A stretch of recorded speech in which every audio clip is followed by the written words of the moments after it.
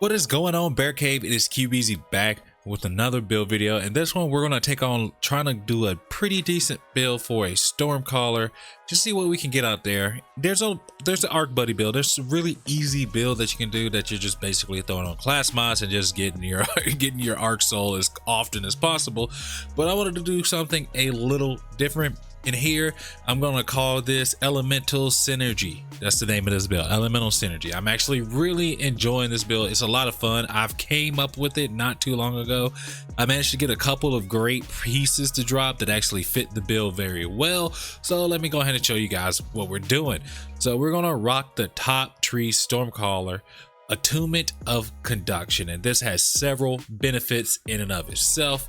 Right here we're going to get the chain lighting that'll allow you to use your melee to chain multiple enemies, getting multiple red bar kills.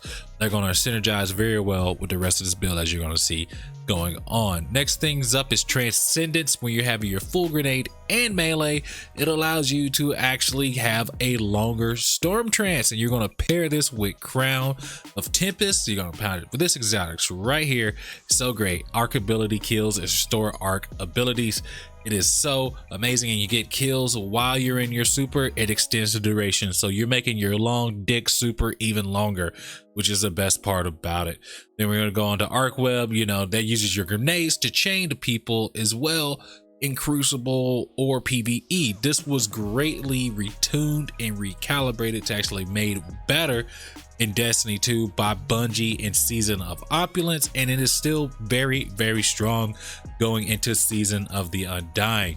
Now, right now, we're going to take out Ionic Blink. Don't even worry about that. That is not the part of the build that we're worried about at all.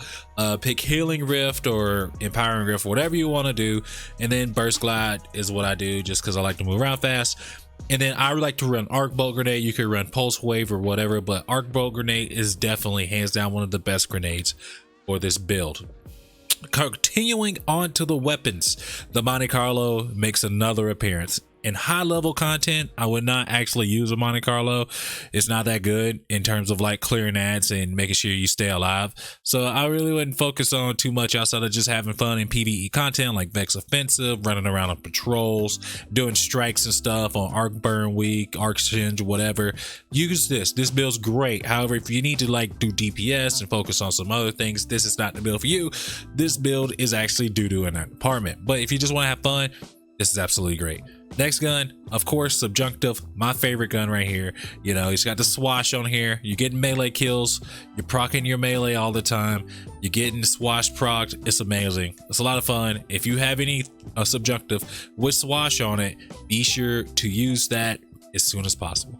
Next up, Heavy. Once again, doesn't really matter. Okay, let's keep on going. Next up is Crown of Tempests, as we talked about earlier. This super recharges arc abilities with arc ability kills. Essentially, when you're going around using your arc web melee, you're going to get one hit and it's going to trigger to the other ads, which is going to allow you to double, sometimes triple, even quadruple up on that ability regain energy, because technically when they die to arc web, they're actually dying to arc ability energy there as well. You can also arc web the grenade. And hey, Qbeezy, how do you get your grenade so quick? Oh, how? You might ask. You're gonna see from here. As you can tell, I am running 1, 2, 3, 4 discipline mods. My grenade recharge right now is at 45 seconds. I believe I'm kind of theory crafting right now. Whenever you get part of your ability back in terms of like a hands-on or an impact induction, anything that gives you your ability back, it gives you a certain percentage. The smaller, the quicker that you can build up to the getting that new grenade is the greater percentage you get whenever you get that back. I have no science to prove this. It's just a feeling I have. If you have like 0 discipline, you don't get, I believe you don't get the same percentage back refunded back to you as part of ability regen as somebody who's rocking like me almost tier 8 discipline mod. I believe that's the case. I don't have anything to prove. Whatever, bite me. It's theory crafting. Somebody prove it for me.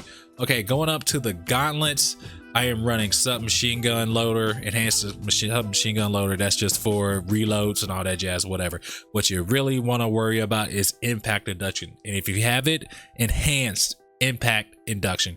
Causing damage with a melee attack reduces your grenade cooldown. Now guess what you're gonna do too? You're gonna take that Monte Carlo, you're gonna shoot somebody, you're gonna get your melee energy back, and that melee energy is gonna continue on, and it's gonna synergize by giving you grenade energy back.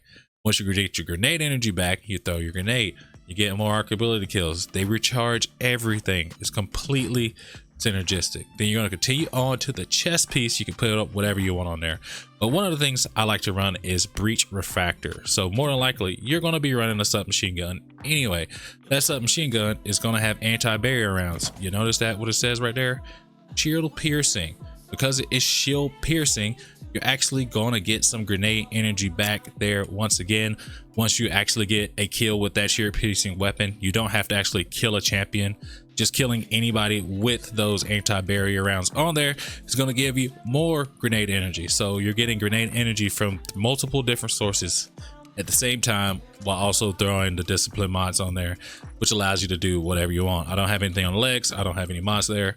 And then you go to the piece, the final piece, the piece de la resistance is Thunder Coil. Grants bonus damage from all arc melee abilities and refunds super energy on finisher final blows. You can do the finisher whatever you want. That's dumb. But what you can do is use this Thunder Coil to actually proc your melee from using Monte Carlo to Thunderstruck summon. So what you're gonna do is you're gonna run Thunder Coil, and then you're gonna run hands on. Of course, hands on. You're using your melee anyway because you're using Thunder Coil. Slap hands on there. It's even better, and that's even more synergy. So you can see the theme behind this build is synergy, using one ability or multiple abilities to assist with the regeneration of the rest of them. So this build is actually pretty nasty. I actually like it a lot. It's one of my more favorite builds going out here, just because not necessarily from its strength, but its ability to play on itself to actually be able to enhance the strengths where you have other weaknesses at. The Monte Carlo, while not very good, makes up for the fact that I can run pretty low strength, because with the Monte Carlo method, just getting those hits and those crits are going to refund that melee energy for the most part. It really allows that synergy to be able to run something else, to run something where you can spec out in discipline, and you don't really have to worry about intellect, because you're going to get all of your ability cooldowns from here too. The only thing that would make this more perfect is if I could find better stat rolls on terms of resilience. But I think resilience right now might be bugged. It doesn't really seem that there's much difference between like 3 and 4 resilience versus 8 or 9. Because I literally just came out of raid and I was at 85 resilience and it didn't feel any different from 50. So I'm not sure if that's any kind of, like, I don't know if something's up with that right now.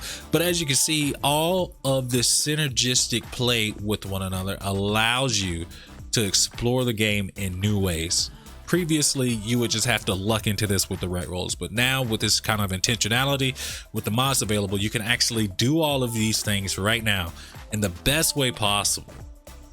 So one of the things I can suggest before I sign off is, before you do cast Storm Trance, be sure to use your melee, get your grenade energy back, use your anti-barrier round, shield piercing weapon to actually get that grenade energy back, then switch to Monte Carlo, get that weapon back, and once you get a huge horde of ads, man, just go to town. You have everything, and you literally, your super lasts forever, and you get some of that energy partially refunded from it, from actually getting kills with the super, extending the duration with Crown of Tempests. So guys, let me know what you think down below. It's another build. I actually have one for every single class right now. I'm working on each subclass type. You know, I have to do a void, and I have to do a solar and some other stuff, because I'm pretty sure all the ones I've done right now have been arc besides the Titan one. So guys, let me know what you think down below. I appreciate you guys watching. I really enjoy making these build videos. I've been thinking about this shit at work, writing down notes. So I hope you guys appreciate it. Even if it's not your main build or whatever, this is something fun, optional that you can do, because once you get to 950, the grind completely just goes out the window. So thank you for watching, guys. Hope you guys have a great day. Peace.